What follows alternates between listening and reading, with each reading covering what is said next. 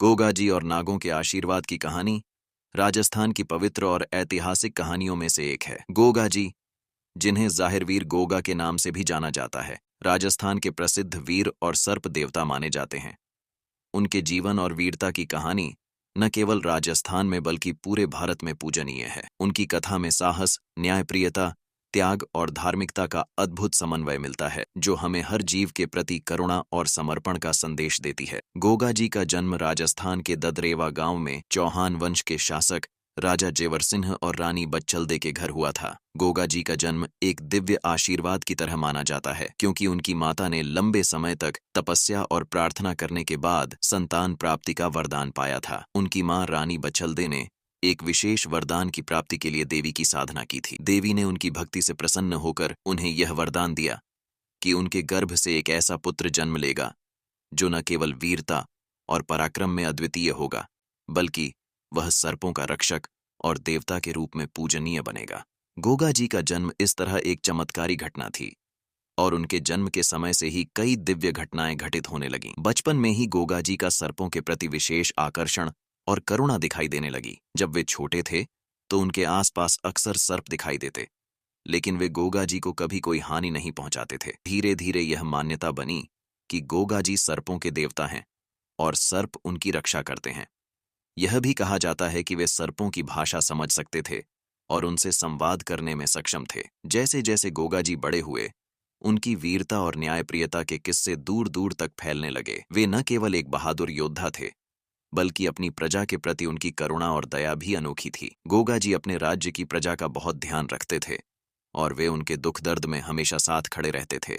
उनकी लोकप्रियता और धार्मिकता के कारण लोग उन्हें देवता मानने लगे और उनकी पूजा करने लगे। गोगा जी का विवाह राजकुमारी चंपाल से हुआ, जो एक साहसी और सुंदर महिला थीं। रानी चंपाल ने गोगा जी के हर कदम पर उनका साथ दिया और अपने राज्य की सुरक्षा और सेवा में सदैव तत्पर रहीं। गोगा जी और चंपाल का प्रेम और समर्पण अद्वितीय था और उन्होंने अपने जीवन को पूरी तरह से अपने राज्य और प्रजा की भलाई के लिए समर्पित कर दिया था। समय बीतता गया और गोगा जी का राज्य समृद्ध और शांतिपूर्ण हो गया। एक दिन गोगा जी के राज्य में एक विशाल और विषैला नाग प्रकट हुआ, जिसने पूरे राज्य में आतंक मचा दिया। यह नाग इतना विषैला था कि उसके एक डंक से ही किसी की भी मृत्यु हो जाती थी। लोग इस नाग से बेहद भयभीत थे और उनके जीवन में संकट गहराने लगा। लोगों ने गोगा जी से विनती की कि वे इस समस्या का समाधान करें।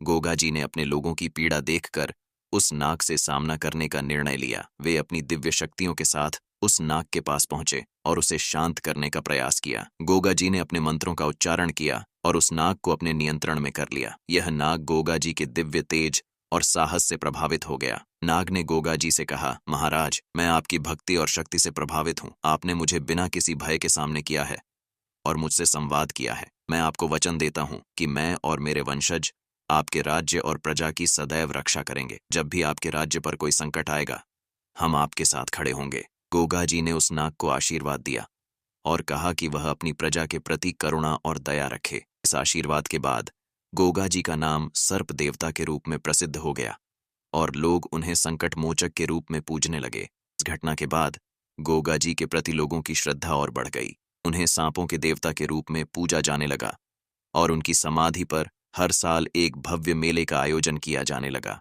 मेले में दूर दूर से लोग आते हैं और गोगा जी के प्रति अपनी आस्था व्यक्त करते हैं। यह मान्यता है कि गोगा जी की पूजा करने से सर्पदंश जैसी समस्याओं से रक्षा होती है और वे हर प्रकार के संकटों को दूर करने वाले देवता हैं। गोगा जी का बलिदान और उनका जीवन आज भी लोगों के लिए प्रेरणादायक है। उनकी कहानी यह सिखाती है कि सच्चा योद्धा वही होता है जो न केवल युद्ध में पराक्रम दिखाता है, बल्कि अपनी प्रजा और प्राणियों के प्रति करुणा और दया का भाव भी रखता है। गोगा जी का जीवन हमें यह सिखाता है कि सच्चा नेतृत्व और देवत्व वही है जिसमें हर जीव के प्रति करुणा हो और राज्य की भलाई के लिए अपने जीवन को समर्पित किया जाए।